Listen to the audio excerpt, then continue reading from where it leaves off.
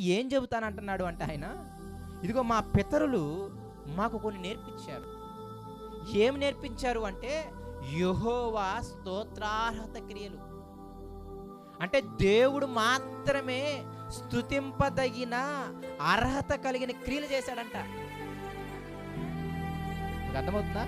అంటే ఎవరినన్నా స్తుతించటానికి, కీర్తించటానికి, పూజించటానికి ఎవరైనా అర్హుడున్నాడు అంటే ఆయన యెహోవా దేవుడు.